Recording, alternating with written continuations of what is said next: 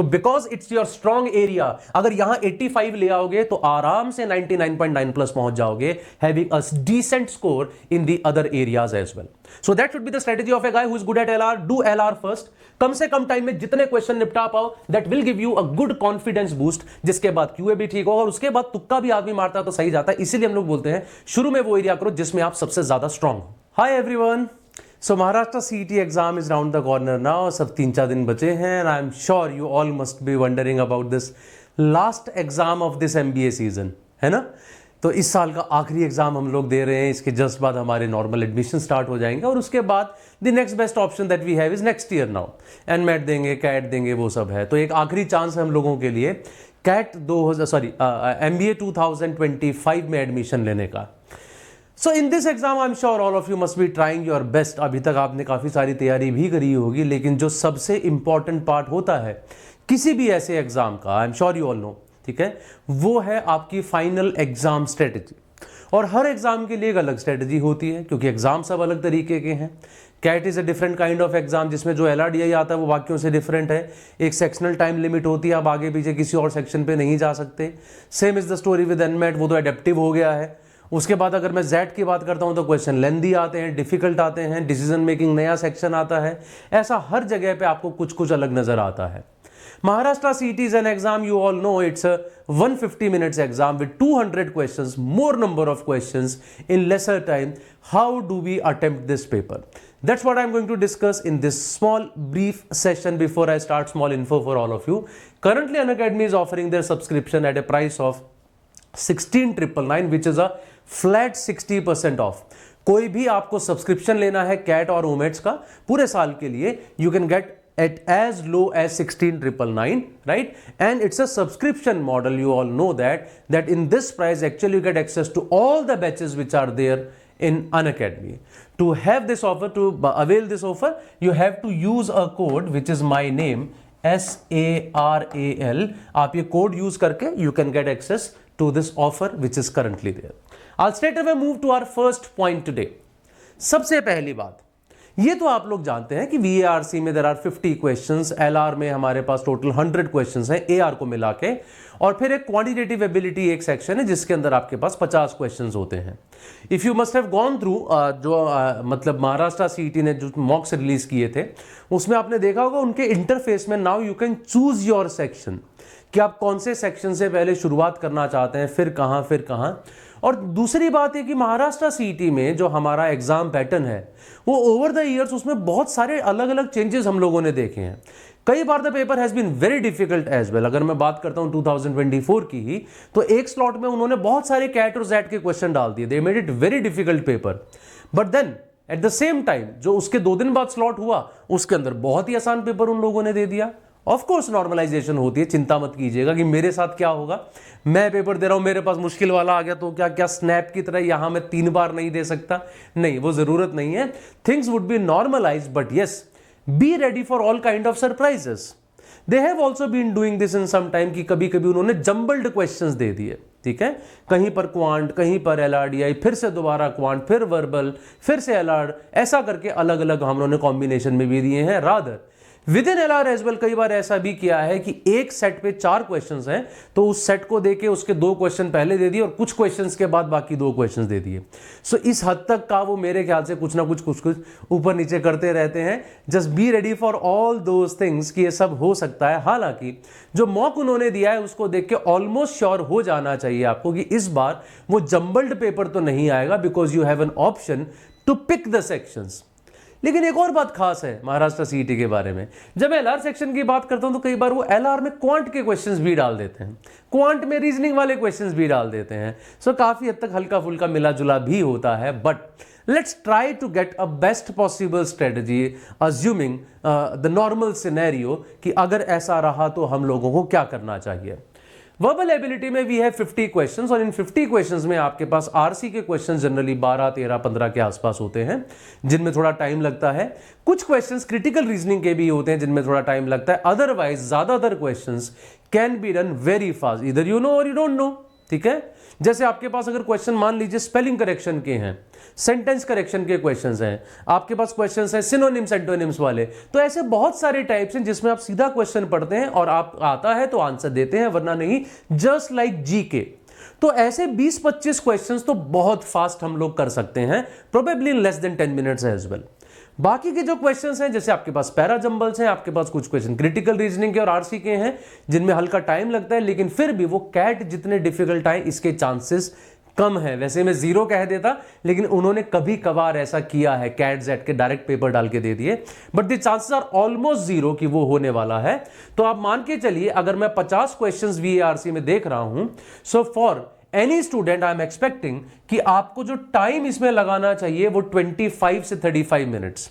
हालांकि ये रेंज बड़ी है, मैं बताऊंगा आपको इसके बारे में कि ये रेंज मैं कैसे चूज कर रहा हूं।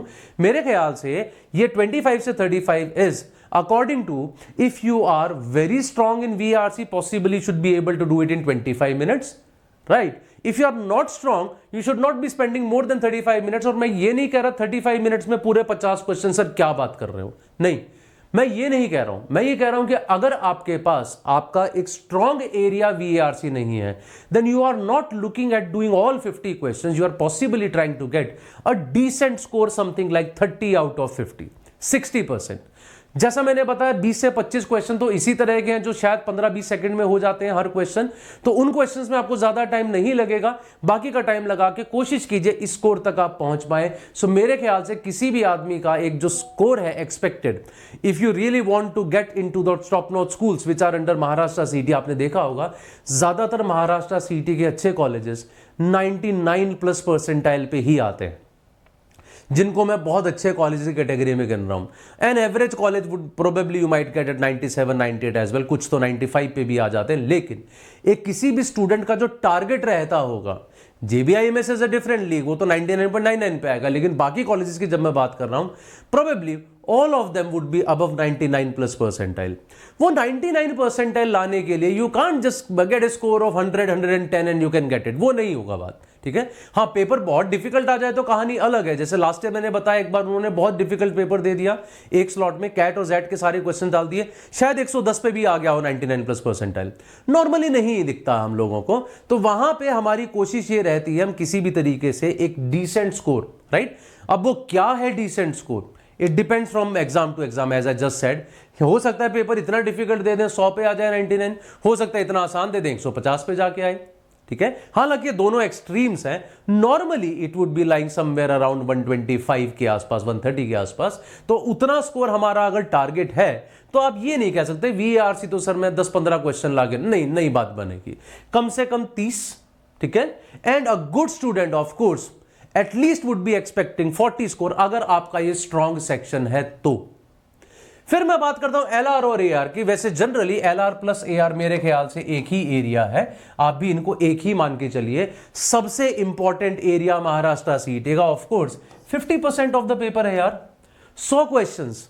तो मैं ये मान के चलूंगा कि जिन लोगों का एलआर या एआर स्ट्रॉन्ग है, एलआर एंड एआर स्ट्रॉन्ग है, उनके लिए ये एग्जाम काफी हद तक सूटेड है। भाई आधा पेपर तो इसी का, अगर आप इसमें स्ट्रांग हैं, इसमें बेहतरीन स्कोर ले आते हैं, something like out of 100 you get 80, तो बचता ही ज्यादा कुछ नहीं है क्वांट और वर्बल में करने के लिए, ठीक है।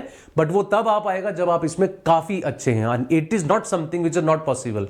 20 क्वेश्चन एलआर में छोड़ना कोई ज्यादा बड़ी बात नहीं है यार, उससे बहुत ज्यादा लोग 85-90 तक का भी स्कोर ले आते हैं आराम से। सो this is definitely doable, right. What is an expected time in these two sections? मेरे ख्याल से एक सजेस्टेड टाइम एलआर में है 50 से 60 मिनट, एआर में है 15 से 20 मिनट। दोनों को मिला के देखूं तो मेरे ख्याल से एक बच्चे को जो स्ट्रॉन्ग है, he should be able to do it in 50+15, तकरीबन 65 मिनट्स। और एक बच्चा जो थोड़ा सा कमजोर है, मेरे ख्याल say that guy should be spending 60 से +20, तकरीबन 80 minutes. That is the time that you should be spending in LR with N expected score of 55 to 65 here, 15 to 20 here। That means मेरे ख्याल से तकरीबन 70 तक का स्कोर तो यार इधर एक्सपेक्ट करोगे और 85 तक का स्कोर इधर। तो इसका मतलब अगर आप 99+ परसेंटाइल चाह रहे हो तो यार 100 में से 70 से नीचे तो बात नहीं बनेगी, क्योंकि 100 में से 70 आप यहां लाएंगे तो 30 नंबर तो आपके यहां कट गए। कुछ नंबर क्वांट में भी जाएंगे, कुछ वीआरसी में भी जाएंगे, तो 99 प्लस परसेंटाइल थोड़ा सा मुश्किल हो जाएगा। हालांकि if you get a score like 60 here and you do wonderfully well, यहां पर भी, मतलब उसके लिए मान के चलिए आपको कुछ ऐसा कुछ करना पड़ेगा जो देख के एकदम से मुझे अरे भाई साहब मजा आ गया, ऐसा कुछ करेंगे तब जाके बात बन सकती है कि अब यहां पे 40 प्लस ले आए और यहां पे भी 50 में से 40 प्लस ले आए, तो 80 प्लस आके और फिर यहां मैं 60 ला रहा हूं, तो शायद मैं 99.5 प्लस के करीब पहुंच सकता हूं, बट नॉट बिलो 70। उसके बाद बात नहीं बनेगी अगर आपके वो दोनों सेक्शंस उतने अच्छे नहीं हैं। अब जनरली होता ही है, प्रॉब्लम ये है, दरअसल मैं यहां पे इसलिए भी ऐसा कह रहा हूं, a person who is not good at LR and AR generally they are also not good at quantitative ability. Those two sections go hand in hand together. ऐसे कम लोग आपको मिलेंगे कि ये तो मेरा अच्छा है वो अच्छा नहीं है, या फिर मेरा क्वांट अच्छा है ये अच्छा नहीं है। तो एलआर और वीआर और क्यूए किसी का अच्छा हो, एलआर अच्छा ना हो, ऐसे चांसेस बहुत कम होते हैं। इसीलिए मैं कह रहा हूं कि यहां पे तो आपको एक डिसेंट स्कोर लाना ही पड़ेगा।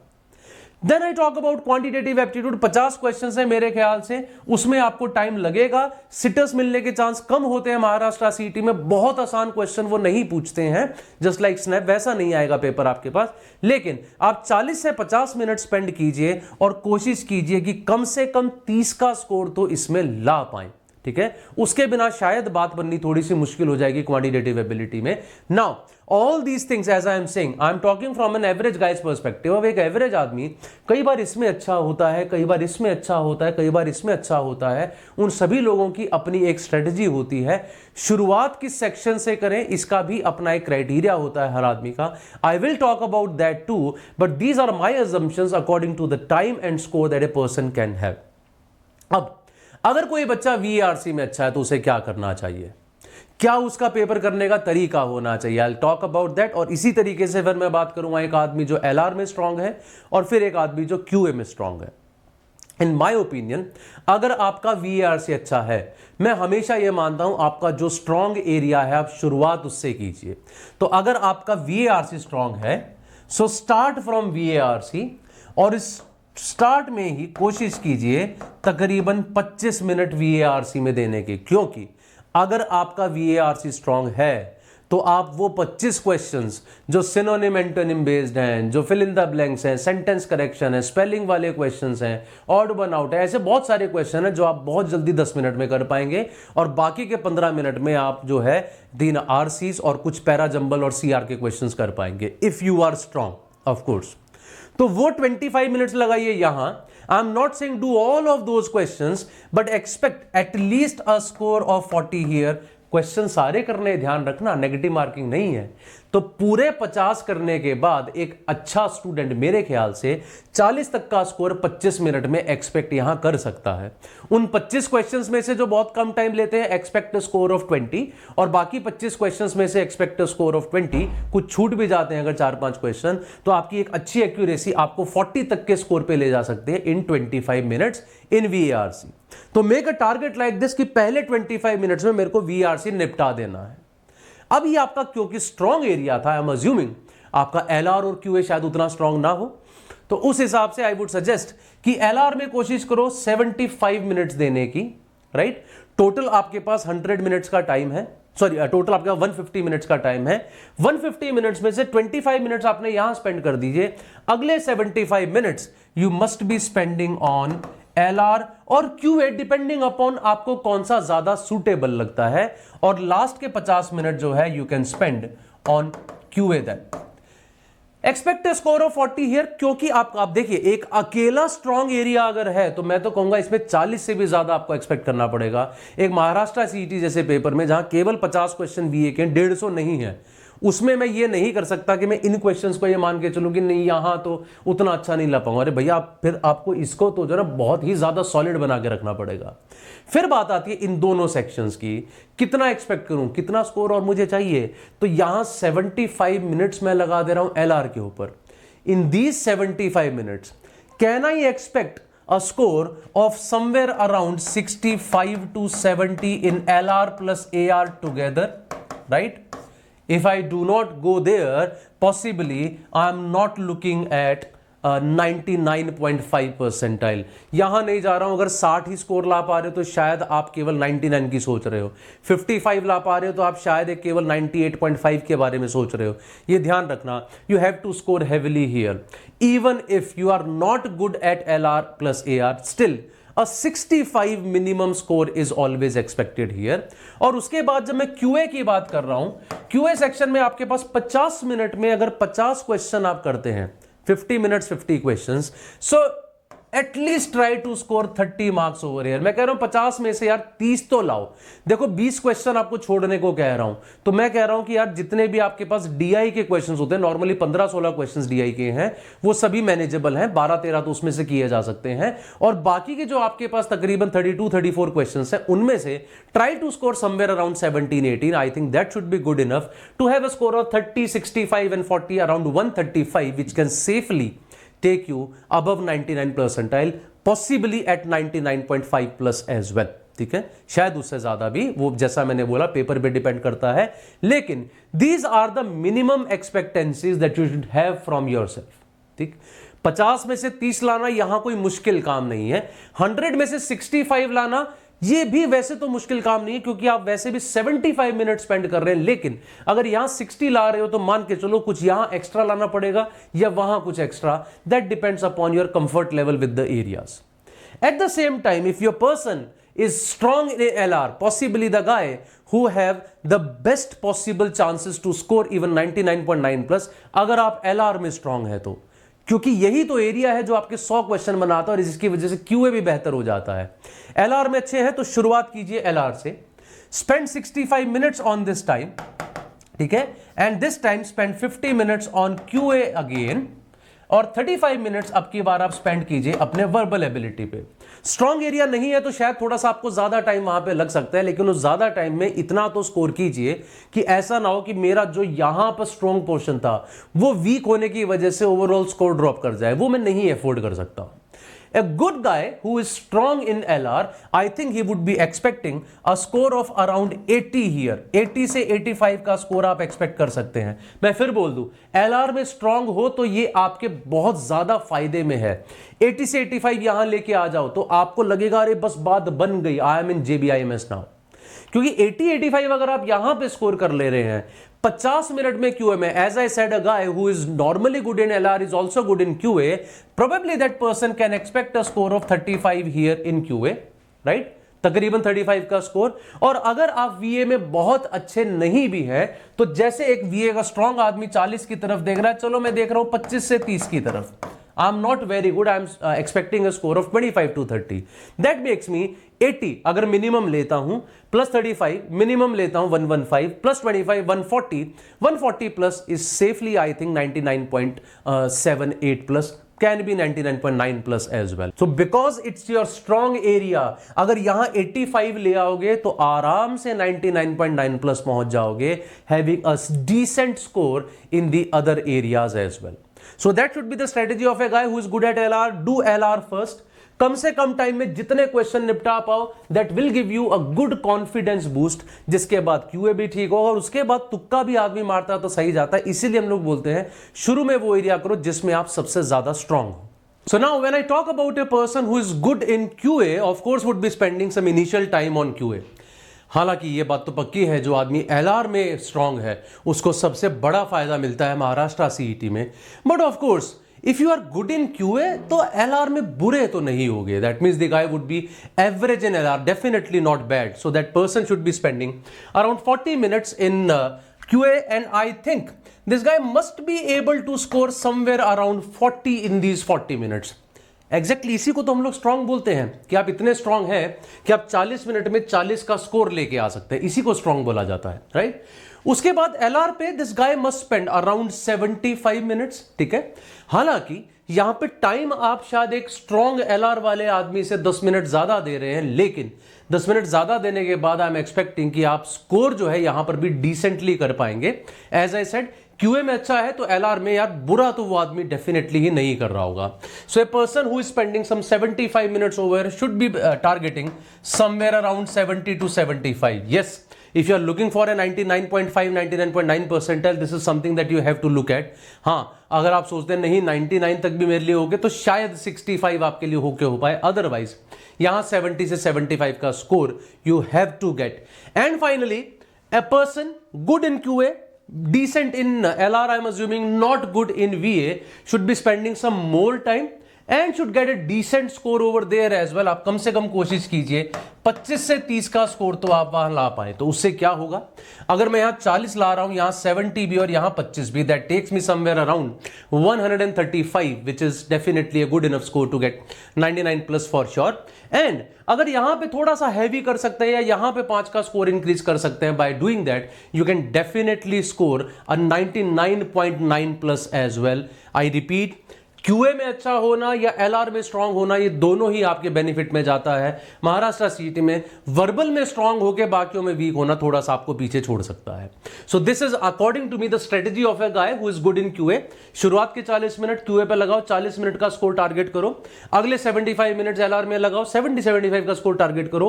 And the last 35 minutes on verbal ability and score some 25 to 30. That's all that I feel a person should be looking eight.